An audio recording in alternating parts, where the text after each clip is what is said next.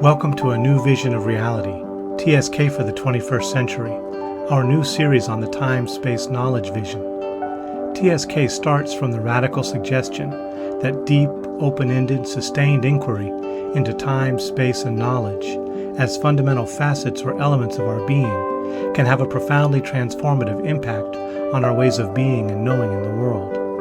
Many in our time, as we are moving into the third decade of the 21st century, feel that we're caught up rather surprisingly in various crises of meaning and sense-making. And I've long felt that TSK is powerfully resonant with and relevant to the various integral, metamodern, and other communities attempting to address these crises.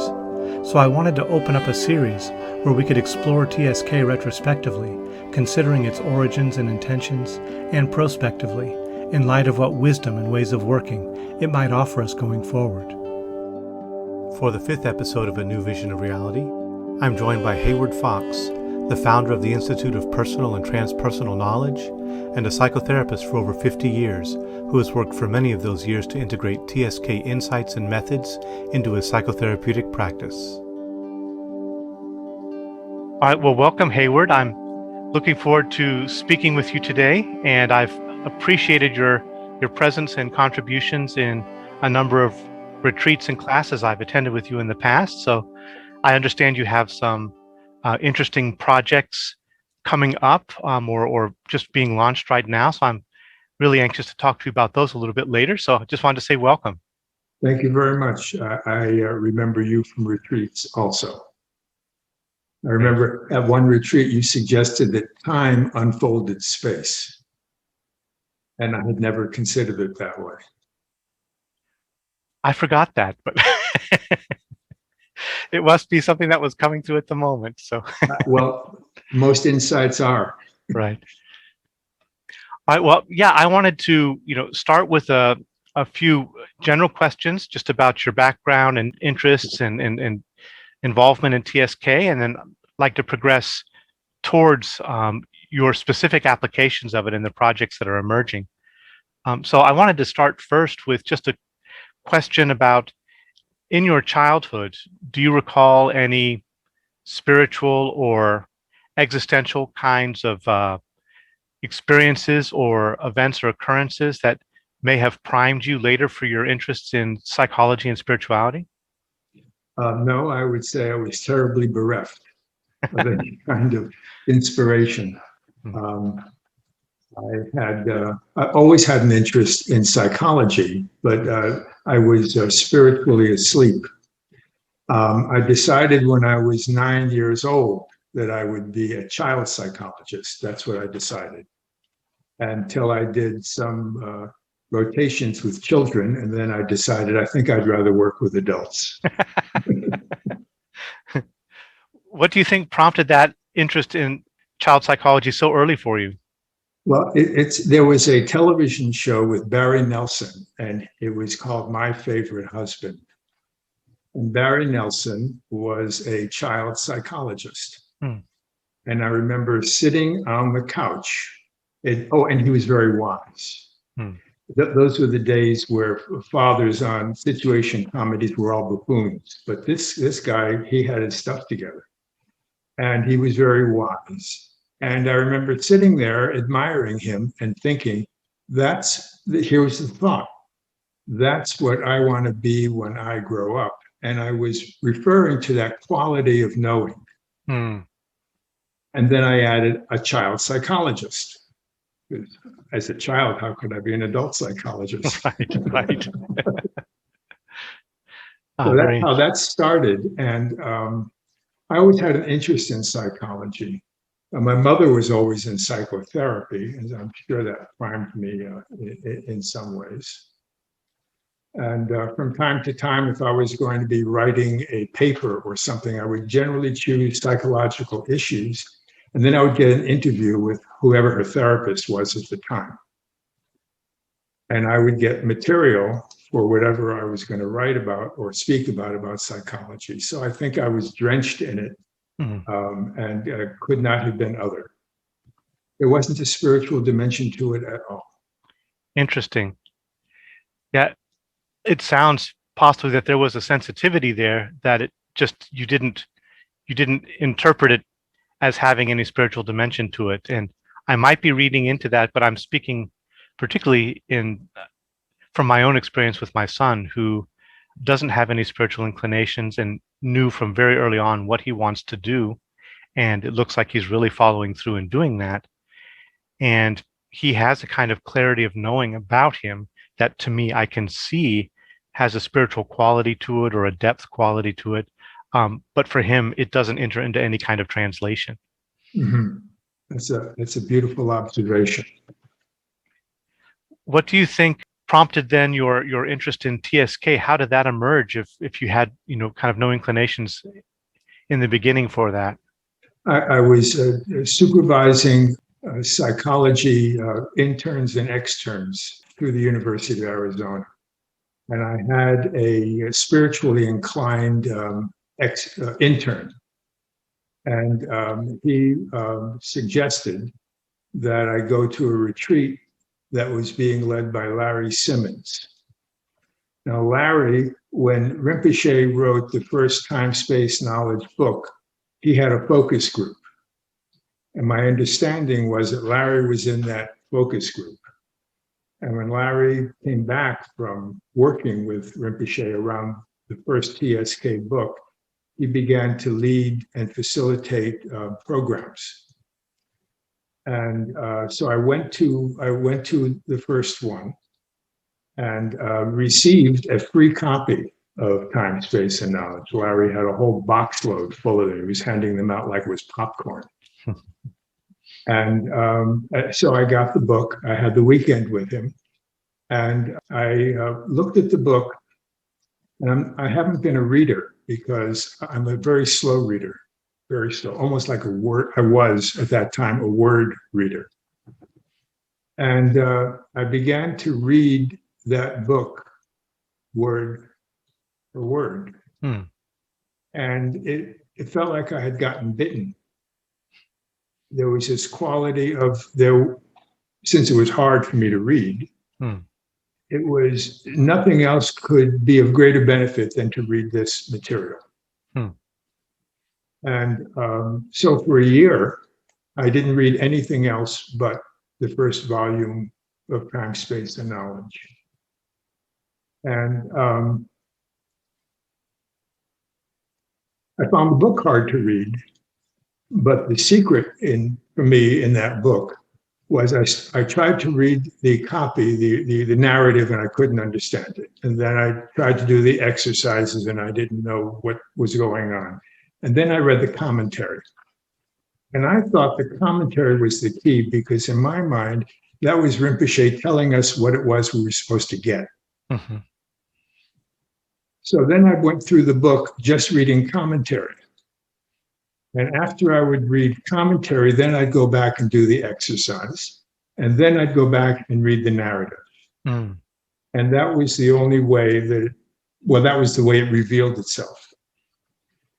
And since 1980, on a daily basis, I'm either reading something in Time, Space, Knowledge, one of the books, or I'm practicing every day. At the same time, I'm a full-time clinical psychologist with a very full therapy load. So I read Time, Space, Knowledge, and then do practices, and then I go to the office. And in the beginning, it seemed as though I had a binocular view. I had the view of the person as I was trained as a clinical psychologist. And then creeping in there was this view from Time, Space, Knowledge. And so every day I would continue to work, and over years, the two visions merged sufficiently that I think I am able to use it in clinical practice in a very, very growthful, unbinding, freeing kind of manner. So that's what happened. And it's still happening. Two things come to mind when you say that. I really loved hearing about that slow marination. That was the word that came up in my conversation with Ken recently about just marinating in the teachings in a sense. It sounds like since 1980, you've been just dipping into the practices and the books continually and just letting that work on your being. And with my conversation with Jack, I mentioned, even though it's been many, many years since I had any involvement with Catholicism, there's a practice from Catholicism called Lectio Divina, which is basically divine reading. And it's a very slow, savoring reading. And it sounds like just from your own personal setup, that's what you were doing in a way, was just holding each word in the mouth and digesting it over time. So that sounds really beautiful. It has that quality, and you describe it in a delicious manner. What was it? It sounds like when you were reading it that you were struck that there was something very important about it, that this was, an important thing for you to be doing. What was standing out for you in your encounter with that? I don't think I can articulate it, but that is the quality. It felt as though there was nothing I could be reading that would be of greater value. That was it. So anytime I was going to devote to reading, I was going to devote to reading this. Had you been involved in any other spiritual practice at all? Or is this really the first? Nothing that bears even mentioning. This was, I fell into the pool. and continue. I'm rereading the first volume now, and there are phrases and sentences in there that I don't ever remember reading it. So it's the kind of material that reveals itself as the reader becomes attuned to a certain way of knowing. Mm-hmm. And it's written at several different levels depending upon how you're knowing the material. So as the reader develops, or as the reader learns new ways, then there's new messages. I recall something Rinpoche said about that, and I don't want to get it wrong, but I remember something about that he wrote in some commentary that actually, the book, several of the books at least, have been written in a way that they could be engaged at entirely different levels and will reveal different things with each pass. Yeah, that's certainly the experience. So the TSK series, it consists right now of 6 core books and a number of collections of essays and commentaries on TSK, and then of course just many, many different practices. So are there any particular books and practices that have stood out for you as especially resonant or fruitful? Yes. And I'd like to put that in the context of a therapeutic context, because I'm guiding different kinds of practices around this recognition that whatever we call ourselves, or whatever we think we are, it's very difficult to change. There's a conscious or unconscious identification and drive to defend, to maintain, and to perpetuate anything we call ourselves. So it seemed to me that it would be of therapeutic value to reframe self. So at first, foolishly, like many new novitiate Buddhists, I talked about no self. And I can't tell you the resistance and kickback I got with that. So after a while, I recognized this no self is not the way to go. So what we need to do is to frame self. So there's the self of the story, right? The self of the story. And there's the reactive self, the self at the center that needs to react. Mm-hmm. And so it's that. So there's two experiences of self: the self of the story, and the self that's a thing. History and the experience of a thing needing to protect itself. Mm-hmm. So it seemed that any efforts to the self of the story can be changed over time in psychotherapy, because one might develop a different perspective on their past. They might see their past in a different light. So that general, regular, traditional psychotherapy deals with. But that reactive self at the center, the me in the middle, that has to be protected and has to be maintained and has to be perpetuated. That is where psychology needs to target, because otherwise we're being collaborative. And that we're collaborating with this idea, with this construct, with this concept, that there's a separate, solid me that's separate from the whole, separate from other beings, separate from objects, and separate from the whole. Right. And it just is seeming increasingly unconscionable to continue to collude with that story or that experience. So the brain, the one way to begin to play with this would be if we take the qualities of time, space, and knowledge, and I'm going to stop talking about time, space, and knowledge. I'm going to be talking about the dynamic quality of our being. And I'm not going to talk about space. I'm going to talk about the openness of our being, the openness of who we are. And I'm going to stop talking about knowledge, and it's about the clarity.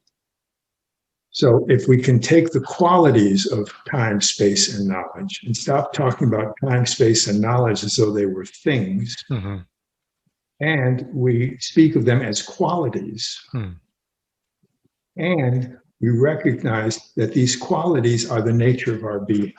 Yeah. So we're deconstructing the self of story, and there are practices that help relax the reactionary self that are also drawn from time, space, and knowledge.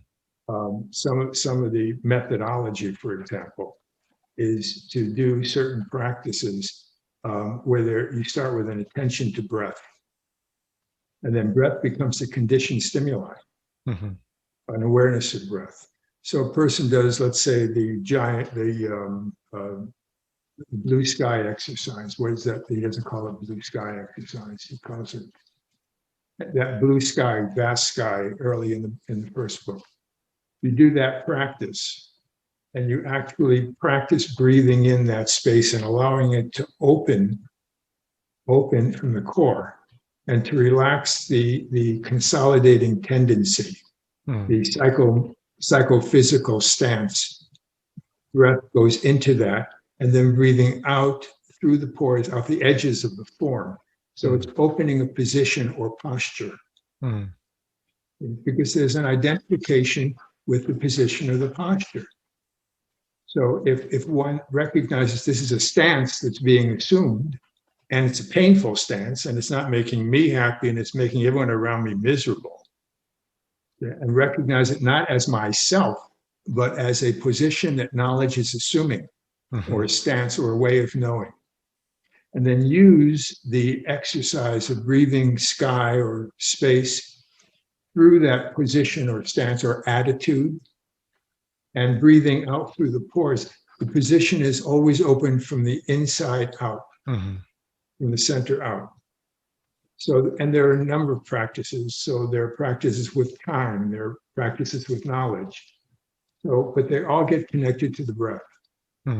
because the breath then becomes the conditioned stimuli that one can then, when they are aware that they're assuming a stance that's solid, fixed, dysfunctional, making them unhappy and in pain with their resentment, irritability, and impatience, then if you attach it to the breath, then whatever practice opens that stance or opens that position, whether it's a position of clarity or dynamicness or space. So that's how the practices get translated in the person's life. And part of their therapy is to become more responsive and less reactive. So it's those qualities of time, space, and knowledge. As we recognize those as always already available and as the nature of our being, we can be less identified with the personal identity. As we develop a transpersonal identity, as we recognize our nature, the spacious quality, the dynamic aliveness, the clarity of our being, and experience that in guided meditation. So it's done contemplatively, like we're talking about it, and it's also done experientially through guided meditation, with the instruction that the knowledge is being linked to the awareness of the breath. And that as in classical conditioning paradigm, as that breath, as this awareness of that breath and the intention of the breath to open, to clarify, to release. So the other thing that's happening is I really feel blessed. I have a grandson who's a brain surgeon. And I have another grandson who's a biomedical engineer. And they're both working with neuronal pathways. And we're having conversations, and I'm just amazed at the neuroplasticity of the brain. And given that neuroplasticity and going under an assumption that our characteristic habitual ways of being are merely well-practiced neuronal pathways, and that we can open and develop new neuronal pathways with novel experience and contemplative thoughts. So if we begin to think another way, we develop a different neuronal network. And if we have meditative practices that give us the experience of another way of being, that lays down another cognitive map. And I think that that's the future of our work, is to develop new ways of seeing, new ways of being that can be done through contemplation and experience. I think what you've just beautifully laid out really answers the question I was going to ask you about your own work, because I think you couldn't be doing this with others and for others without, of course, it arriving in your own understanding as well. But what I was thinking about was, in your engagement with the vision over these many years, have you noticed any cycles or patterns in what you've attuned to in time, space, and knowledge, or their qualities? And have you noticed any lasting changes in your ways of being or knowing as you've been marinating in this vision and No. going deeper with it? No, I don't have a sense that there's a continuity of process. There is an aliveness of a moment. There's a quality of emergence. And sometimes in emergence, I'm judgmental or critical or irritated or impatient. And The difference is that I never seek to justify it or explain it in terms of what I'm perceiving, because I know that what I'm perceiving is a consequence of how I'm looking at it. Mm-hmm. So what happens is, I think probably less often, but there are times where I have an attitude about something. But the first exercise is that we stop explaining the phenomenon, because once you explain it, you're stuck with it. If I'm this way because of the way she is, then I'm really screwed, because she's not going to change. Mm-hmm. But if this is the experience that's being had because of how the knowing position or the knowing posture, and then the breath, one nice practice is to recognize a thought, an irritating thought. And then what you do is you take your attention off of that thought by putting the attention onto the breath. So you peel attention off the thought and transfer it onto the breath. And you breathe, and when you exhale, you smile. Mm. Because you just got free. Mm. You just got unhooked. Unhooked. Yeah. Yeah. How do you find your clients are receptive to this kind of work? There are initial hurdles to get over, or It's a selective population. Not all clients are available. mm-hmm. What I'm doing that works best is the clients that are available, they're going into classes. And so then we're out of the storytelling self and into a class that's examining what am I? Right.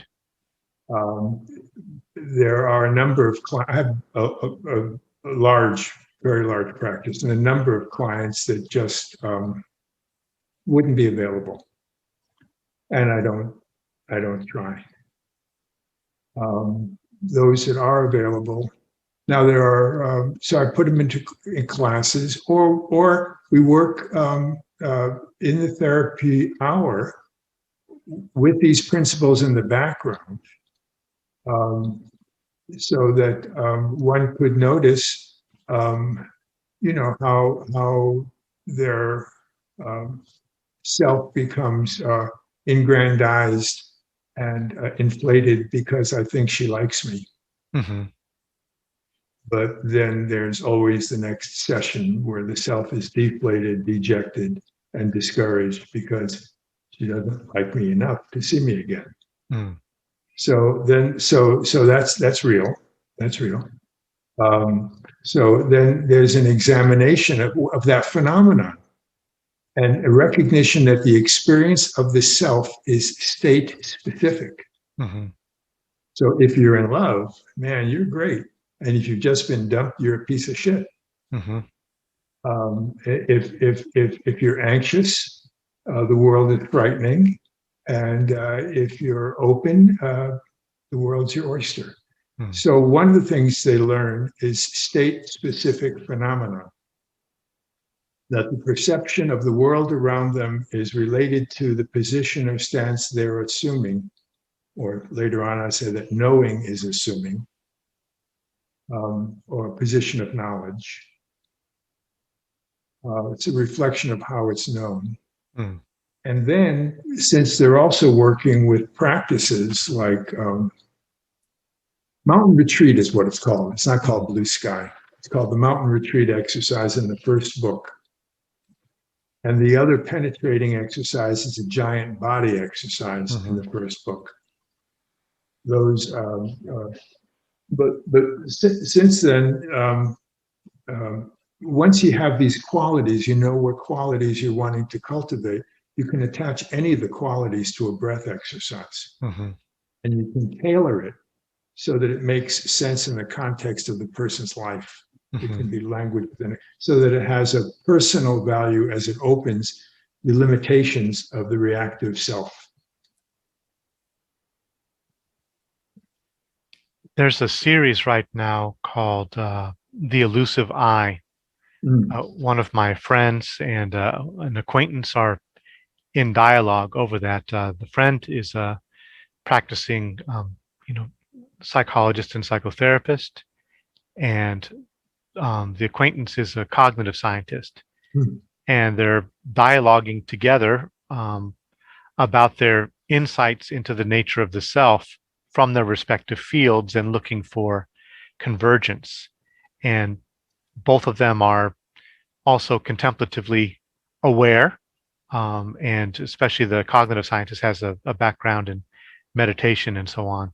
But they're really, I think, touching on something that you laid out very well also, the problem in the discourse around self and no self, and the understandability of no self from certain kinds of types of experiences or certain limited framings, but in some sense also the ways that that kind of language can go astray, cannot land, can actually maybe have Yeah, undesired impacts. it really Right, can. It really right, can, because there are some people have had a history and their background of being abused or disregarded or not seen or not loved, feel like they've never been known. Um, and to tell them there's no self is not very useful. right. But you could tell them that that's the unloved, unknown self. Hmm.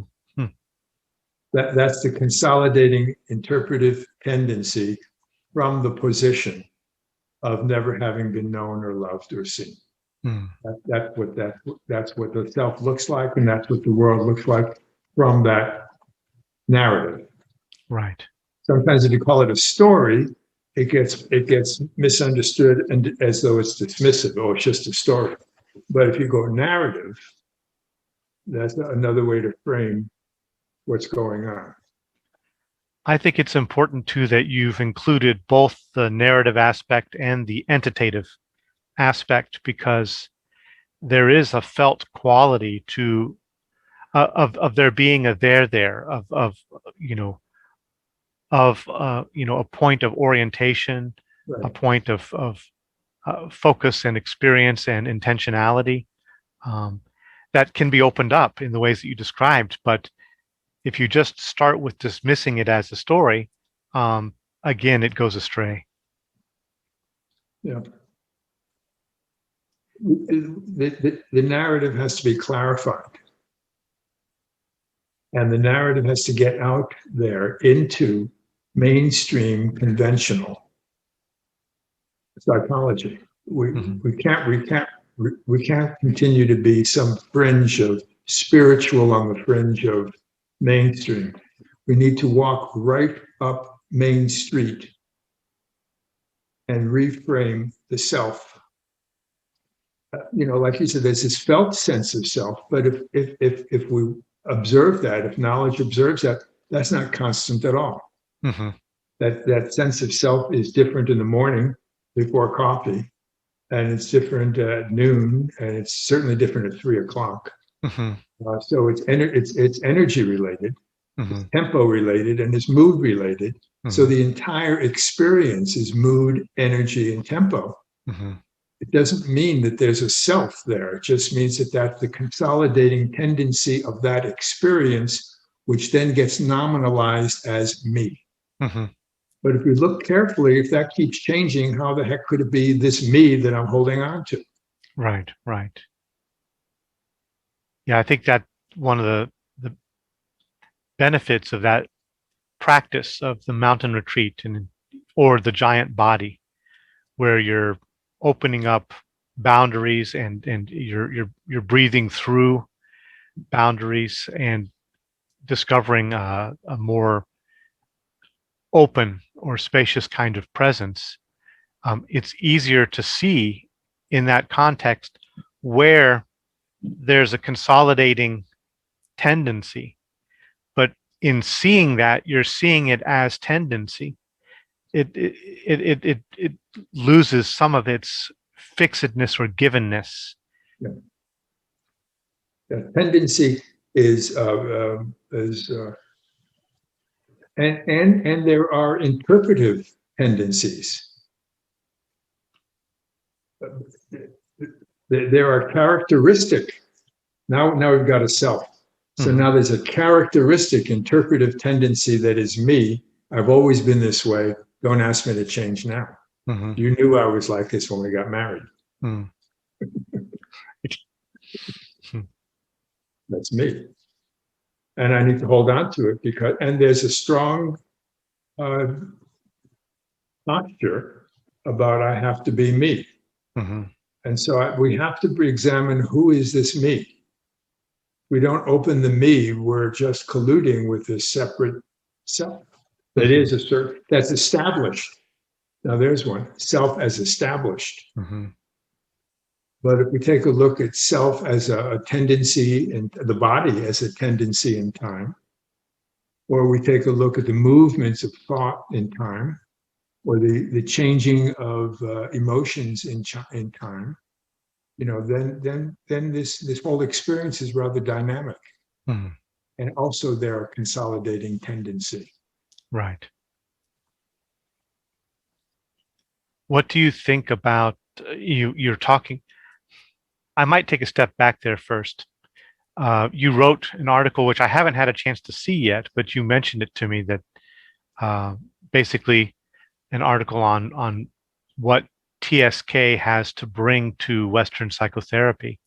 And I think you've been getting at that, but I'd like basically to ask you to say more about that. And I'd like to maybe talk to you about some trends I see in psychology that might be going that way. Great, I'd like to hear about that. So what's the initial question is, what do you think is that TSK can bring to Western psychology? It reframed. If TSK, if knowledge knows that all appearances are appearances of time and space, and ways of knowing time and space, and if that includes me, that includes me, then I am time and space. I am a knowing of time and space. Now that's rather abstract. However, if there's an identity of myself not as solid, no solid self, if we work with space at the center, then I am an opening. Now, I am an opening through which knowledge flows is different than I am a solid thing.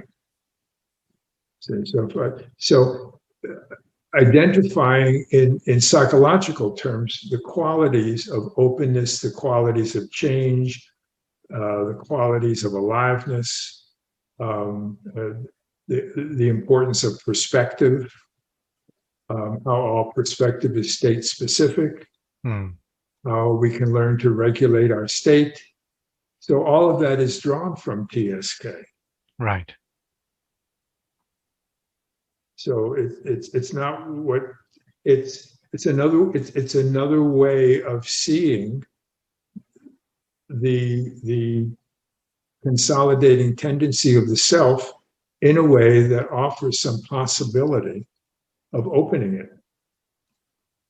And in the opening, there's just more knowledge, more compassion, more caring, more love available. So it's psycho-spiritual work, I'm sure. Right. But it's not in solving it's not buying the assumptions of the self and its problems.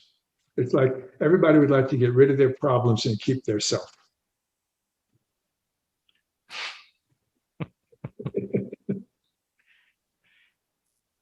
In lucid dreaming, especially Tibetan dream work practice, if you are being pursued by a monster or a bad guy, a killer, there are a couple strategies you can do, and one of them is to stop and fight it, or try to run away, or just to let it kill you. And the Tibetan teachers I've worked with, they recommend letting it kill you as the best one. There's not the fear that, if you die in the dream, you're really going to die. There's the insight that the monster is being generated by the self that's under attack. In a sense, there's an entanglement of those two forms, and letting it destroy you releases the constellation of energy and emotion that's generating the whole interaction. Yeah, the subject and the object both disappear. That's lovely. Right. That's a nice. Thank you for sharing that. I'm taking a risk here because I want to talk about something personal to my own work, but it's to set up, a perspective. When I was mentioning what's going on in terms of contemporary psychology. Before I get to that, I could say something like intersubjective therapy, which is, of Stollerow and Atwood, that has, I think, really progressed to a level where it sees the self and other as very dynamically interactive, emergent constellations of tendencies rather than anything fixed and given. And so there's a lot of use of complexity theory and systems theory to understand how the constellation is generated and to work creatively with that. So I think there is that that's pretty mainstream right now. It's more mainstream than, the material that I work with in my university, for instance, with transpersonal psychology. The intersubjective therapy is more, it has more regard by the APA, for instance. Strong an audience, right? Yes. Right. So it is making some ground there. What I wanted to say about the personal side of things is I have some involvement in, Ken Wilber's integral theory. And one of the dimensions of that is to recognize reality, not in terms of time, space, and knowledge, but in terms of the dimensions of I, it, we, and its. I meaning the personal felt subjectivity, it meaning the sense of an object, we meaning interpersonal, intersubjective relationality, and its meaning basically systems and surround and, like that. So there's a way to, in experience and in therapy, to draw on the qualities of those rather than abstract labels, and to contact those dimensions in your experience in the therapy room. And I've done my own work in this area where I've expanded it out to look at other grammatical lenses, the verbs, nouns, adjectives, adverbs, prepositions. And all of those can also be experienced in the same way as you can experience TSK, in terms of adjectives being the qualitative play of phenomena, prepositions being the relationality, the vectors of emergence, the pattern, the tendencies. Every tendency towards emergence has some vector to it. It doesn't always emerge in the same way. So prepositions can speak to the different types of flowering that can happen in any self-object arising. And adverbial can be kind of mode of arising, mode of interaction, mode of presentation. So all of those can be opened up in that way. Yes. And I've been playing with that. And the reason I mention that is in that series on the elusive I, they're getting into some of that territory as well. In particular, John Vervaeke, doing the elusive I, he talks about the adverbial dimension of consciousness. And for him, the adverbial is the here now togetherness of any presentation that you can touch into apart from a sense of self or object, that the self and object are appearing within a field of here now togetherness, a kind of temporal spatial. Give me some adverbs so I can feel that. In that sense, he's using it abstractly, so he's not looking at any particular adverbs like quickly, or except the three adverbs of here, now, and together. Those three adverbs. So he's saying that it's kind of the clearing in which phenomena are arising with a sense of coherence and presentness, and that contemplation can help us touch that apart from, the later propositional sense of self where we know ourselves through labels and names and things like that. So through his cognitive science and his work in, some contemplative disciplines, he posits that adverbial layer. And I've been in dialogue with him, and I suggested there's the prepositional as well, where there's the vectors of relations. And I know that TSK gets at that in terms of, for instance, the from to dynamic. And there could be many others. That's this is important work. I think that language structures knowledge. So, of course, knowledge isn't limited by structure of language, but language structures knowledge. And in terms of some point you were making, in terms of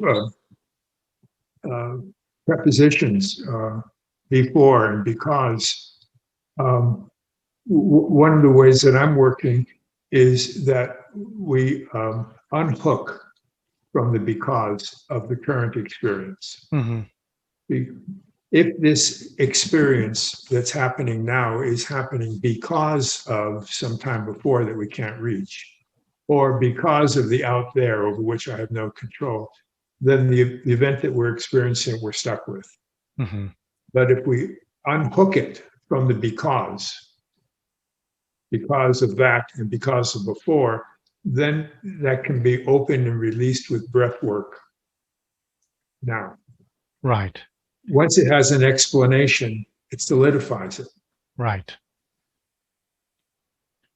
Yeah, one of the things that I've noticed about, and I believe people have written about the TSK way of working, is it often identifies, say, a habitual way that experience shows up, and then it asks you just to change some little dimension of that and see what happens. For instance, like with subject-object reversal or other kinds of practices where you're familiar with looking at something and you feel yourself here and there's a distance, and then the practice asks you to invert that, or the different time exercises can ask you to shift your sense of locatedness temporally. So there's a playing with what's manifesting habitually and changing that, tweaking that, not to then arrive at the truth over there, but to see what is revealed in the unhooking. That's freedom. Right.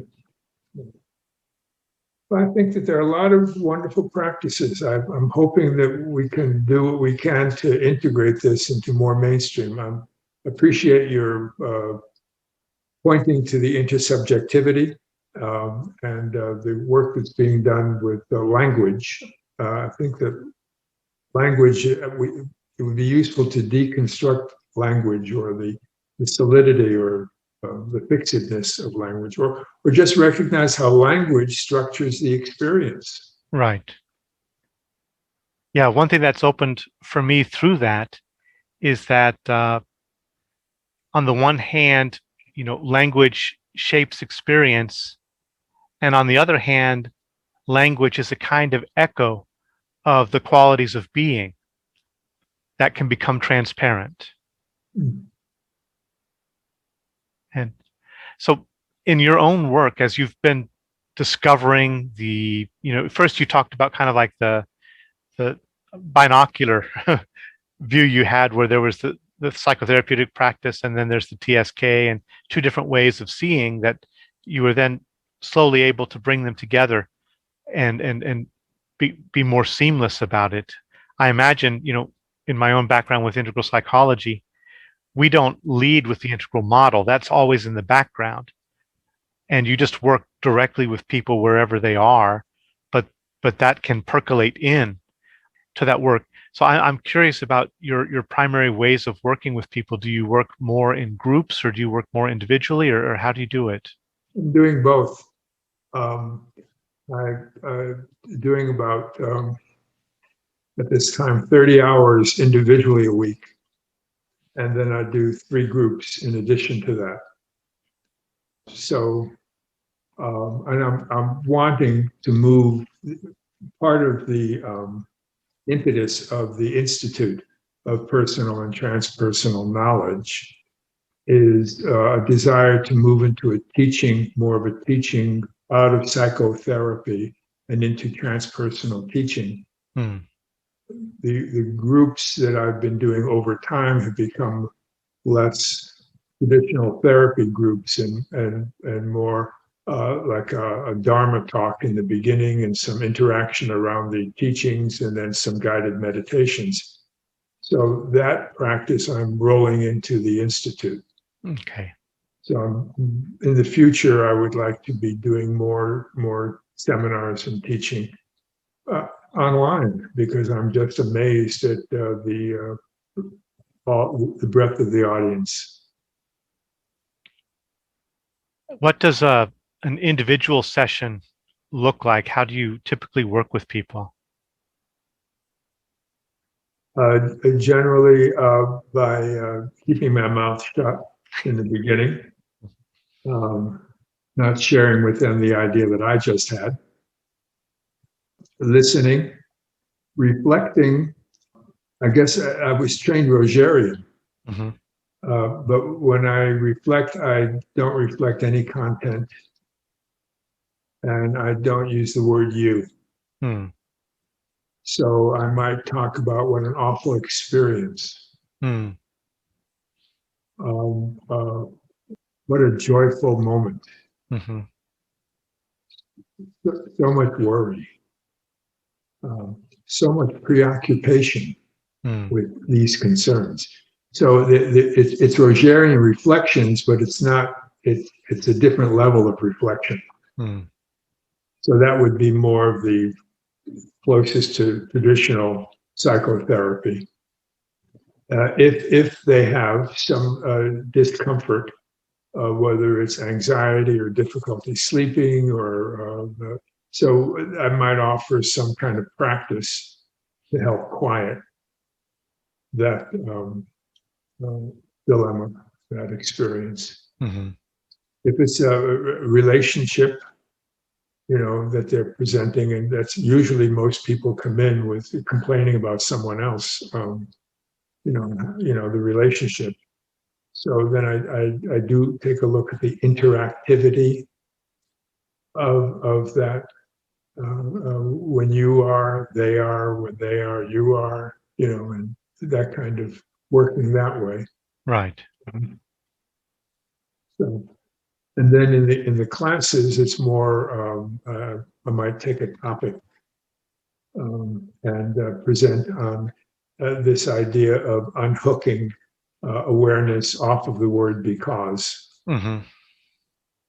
healing off the because, breathing it in, exhaling and smiling, Mm-hmm. and then addressing the phenomenon. If it has a cause elsewhere, that way. Or I might suggest what a painful way to see yourself. Mm. So I generally talk about the quality of knowing and the emotional quality that's occurring. Right. And in that way, in my imagination, I'm helping deconstruct the solidity and separateness of the self. Mm-hmm. Do you know Peter Fenner's work? No. Yeah, he doesn't do it in this explicit form anymore, but early on he laid out uh, a way to use middle way Madhyamaka inquiry to open up and dissolve the because in people's psychological um, stories and ways of holding experiences and events in self. So it's a interesting practice that he developed but his was more, to me, it sounds like both actually you and him operate from a more intuitive, immediate, experiential dimension at present, but he initially laid it out as a kind of careful, logical inquiry that you can lead people through to see that there's not really anything that self-consistently coheres if you really dig into the story. But I think he probably, my sense is that if you go about that too directly, people feel attacked. Oh, Yeah. yeah. So yes, it all needs timing. Hmm. First, a relationship. Look, if there isn't a trusting relationship, it doesn't make any difference what you do. Mm. So it first has to be rapport, empathy, connection, trust. Once that's established, then you can say lots of things. Mm. But if that's not present, you can't say anything without raising the defense. Right, right. So it has to be in the context of empathy, caring, reflection, Right. non-judgment, acceptance, full acceptance. Now, the nice thing about acceptance is that that's space. Space allows. Hmm. So it's a quality of spacious allowing, Mm. and that opens.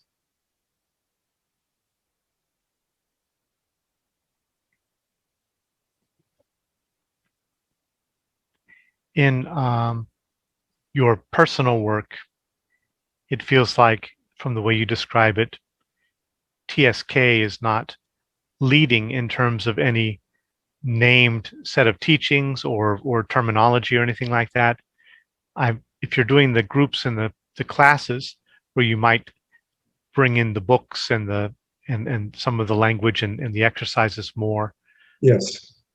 I'm thinking, just knowing, you know, myself, but also being in many different, practice communities and therapy communities, something like TSK, which is, philosophically rich and deep, but, abstract. I can see how the language from, TSK could be picked up and used in the service of, you could call it spiritual bypassing, or hiding out from kind of, you could say, a more direct, intimate encounter with your own self by wanting to third personally distance everything prematurely before you really had a chance. In other words, where it could turn into a game of intellectualization or emotional distancing or dissociation, rather than actually dealing in a more direct, intimate way with what is presenting itself. So I'm wanting to know, in your work with groups, have you noticed that trend in any Well, participants? I appreciate you bringing this up, and I'm curious about what you mean by directly dealing with, and the notion that TSK could be used to bypass. So, what would it mean to directly deal with what? In this case, sometimes, I'm thinking of Buddhism as it's sometimes used in spiritual bypassing, in psychological approaches that might draw on Buddhism. People can use the no self language to basically hide out from responsibility. Say, oh, I don't have a self. There's no self here, and basically, not really, basically hide out from themselves in a particular way. Certainly, that would be we'd be colluding with narcissism and egocentricity. And no, I think that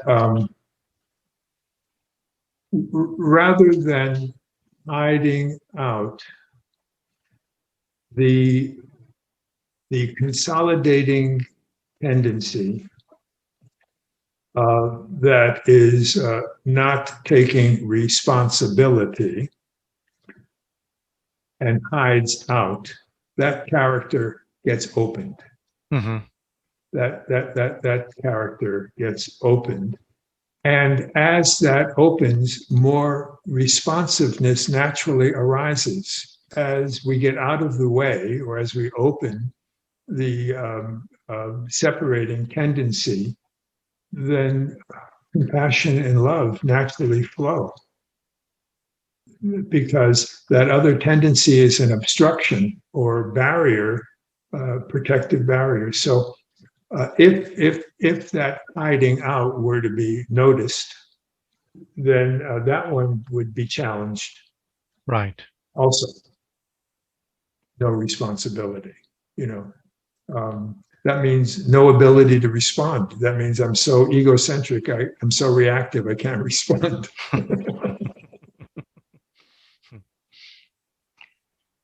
I was involved for some years with Krishnamurti community Yes. and set of teachings. And I used to teach at one of his schools. And for some people, and I think I got there for a period of time myself, it could become a very sophisticated language game where you just learn to talk all the right things without actually contacting your experience or thawing or opening in any legitimate way. So that's kind of what I was getting at, is that you could use an abstract philosophy like TSK, abstract sounding philosophy. It's not really once you get into it, but it can be used in that way. So I was just interested in your insights in how you can work with that and kind of open that as it's manifesting.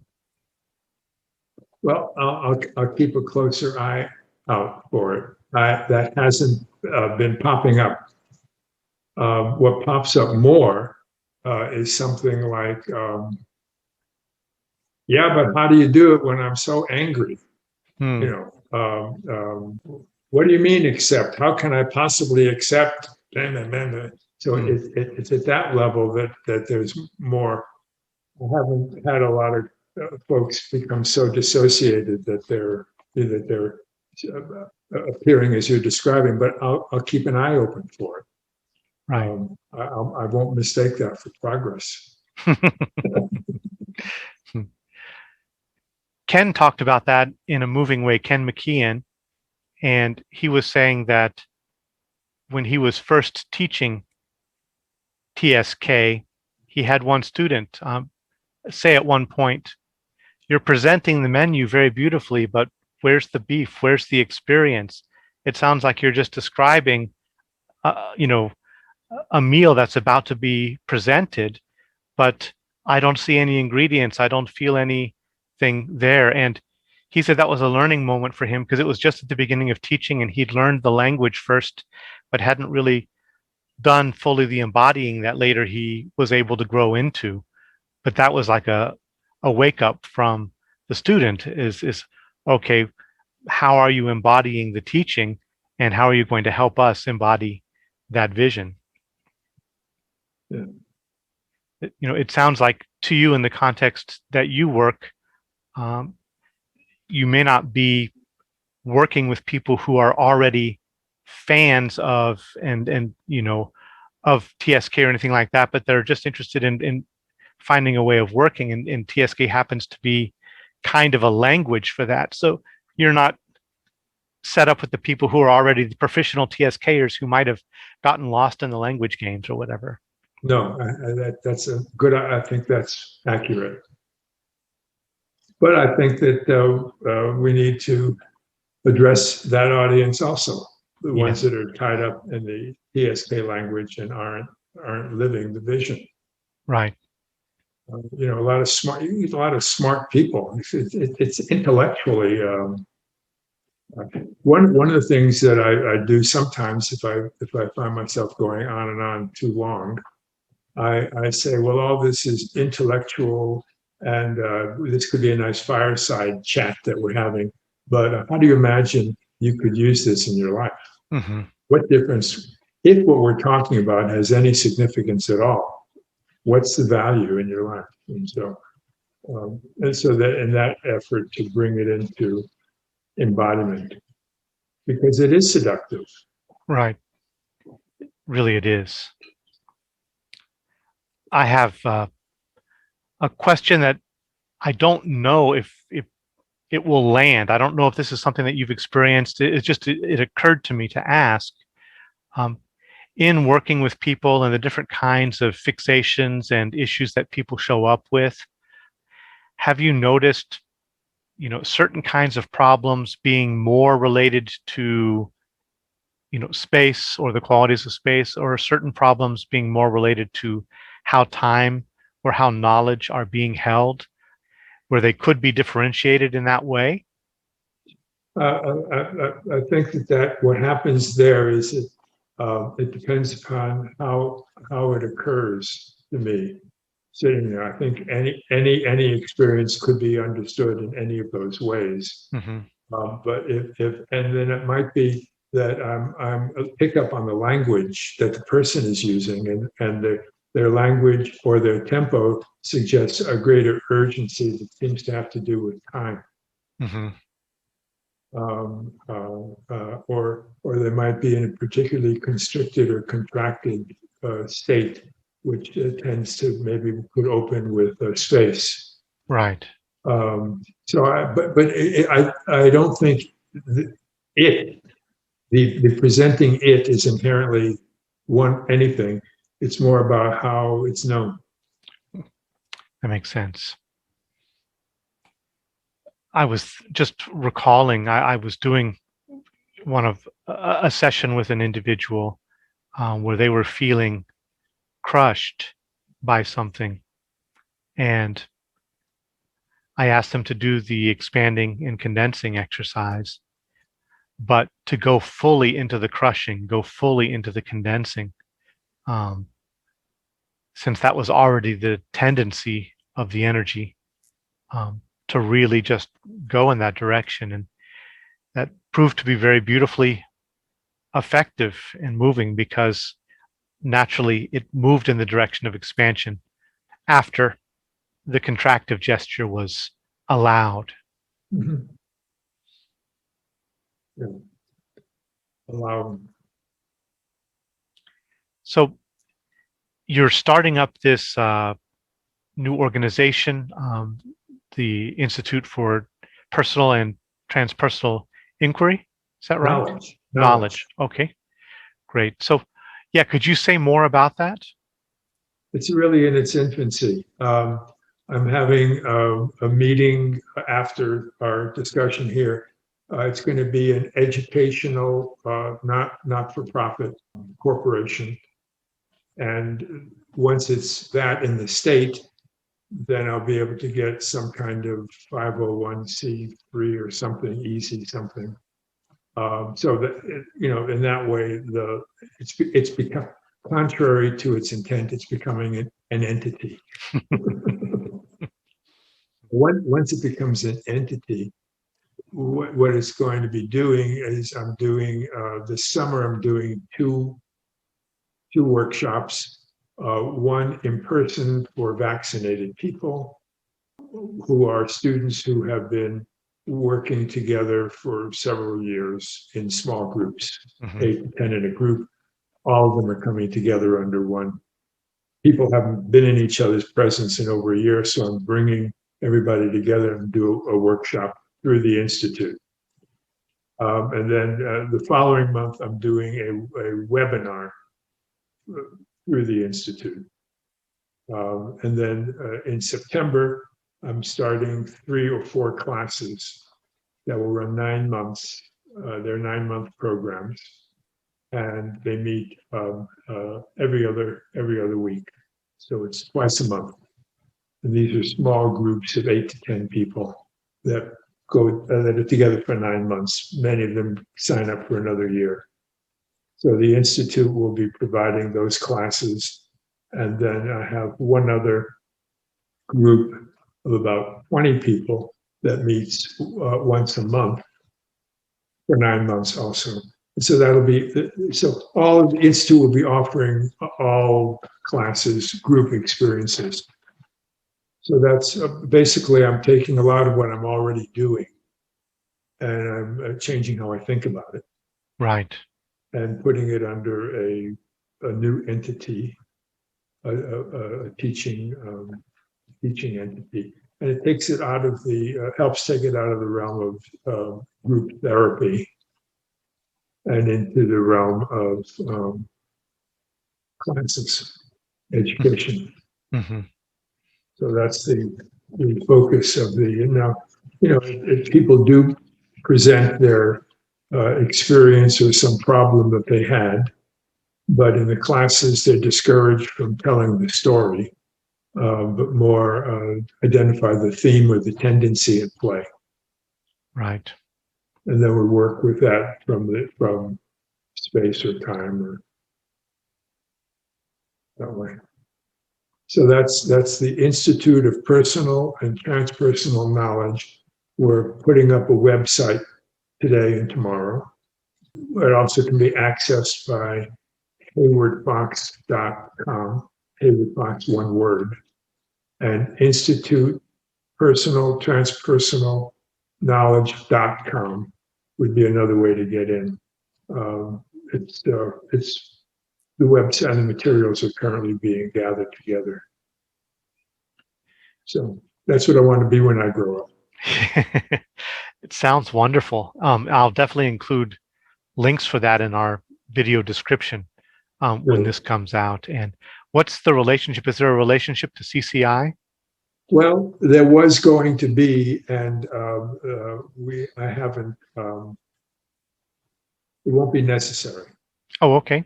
There was a time in the beginning where they generously agreed to be a nonprofit umbrella. But then when I took a look at the numbers, the financial situation of this fledgling institute, it wasn't necessary for them to be an umbrella.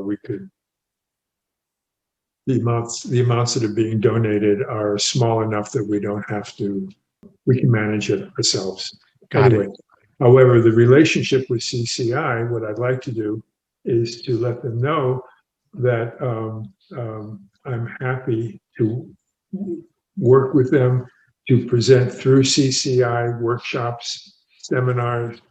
I'm happy to talk to the TSK students about what's being done with psychology in TSK. I would welcome that, and I'm going to let CCI know that I'm available.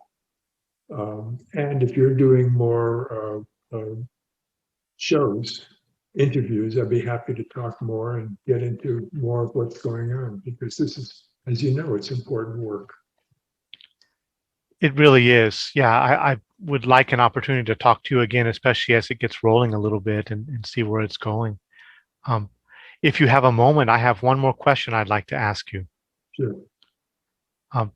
One of the themes that I'm exploring in this series on my channel, a number of the communities that view the channel, they're all concerned similarly with what might be called the meaning crisis or the meta crisis in culture today, where there's a kind of breakdown in sense making, more challenge in navigating what's real and unreal, what's true and not true, the polarization that's happening among communities and politically and culturally, and the difficulty in having even just the ability to respond wisely to the complexity of issues that are confronting us, to generate reliable knowledge or act from wisdom. There's this whole constellation of issues that I think people are feeling acutely right now. And my sense is that TSK and I think the kinds of group work that you're trying to set up and initiate, and there are similar movements happening in other communities that I'm dialoguing with, where they're creating these inquiry groups to step past some of the the limitations of where we find ourselves right now, and to see through it, to open it up. So I just feel like TSK has something to offer there, and would like to know if what your thoughts on that are. I think it would be useful to operate from a non-dual premise. I think it's useful to operate from the whole and recognize philosophically and experientially that the whole is present in all parts. I think that the more that we appreciate space and how we've been taught to divide and fragment perceptually the wholeness of space into us and them, left and right. I think that the structures of language that are delineating and demarcating, I think it would be useful to recognize that there are delineations and demarcations, but nothing is separate from space. Delineations and demarcations do not separate. And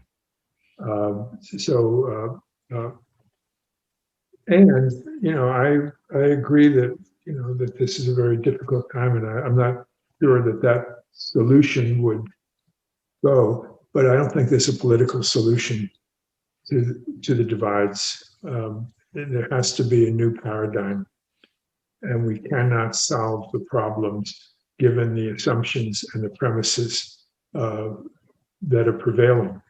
We have to begin with a different model of reality. So I'm not hopeful for political or to be dealing with these crises in the terms that the crises presents. I don't think they can be resolved in the terms in which there needs to be another way of seeing and another way of being that transparentizes or opens the divides. But I'm hoping that channels, TV channels like yours, will disseminate a new vision. I think we have to change the narrative, and it has to be done through the media. It has to be done through Facebook and social media. We just have to change the narrative. Without changing the narrative, there is no solution. Yeah, it seems we're almost in a post-literate time. A lot of people are not looking at books very much anymore. So I do think media like this can be a help. Yeah, it has to be. I think that, and I think that you're in a vital position to be channeling the narrative. And how many viewers do you have for your channel? Right now, about 1,500. Well, bless you. Now that is an offering.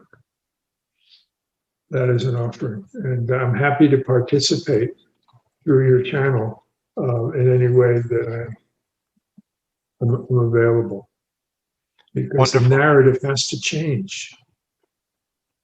We cannot solve the problems with the same old narrative. Right. And I think, yeah, it's something that a lot of people are feeling. It has to be something that emerges between us, in a sense. It's not going to necessarily be a top-down, replacement narrative that people then suddenly believe in. It's something that has to bubble up from our own insight within and between each other. It becomes apparent. It becomes apparent. Right. It becomes obvious. If we just look for the obvious and the apparent and stop looking for underlying histories and meanings and motives, but if we work with what's obvious, that could be a guide. Well, wonderful. I've really enjoyed the conversation with you, and definitely look forward to having you back and going into some other explorations together. Well, thank you very much for the opportunity, and thank you for the work that you're doing. This is meaningful.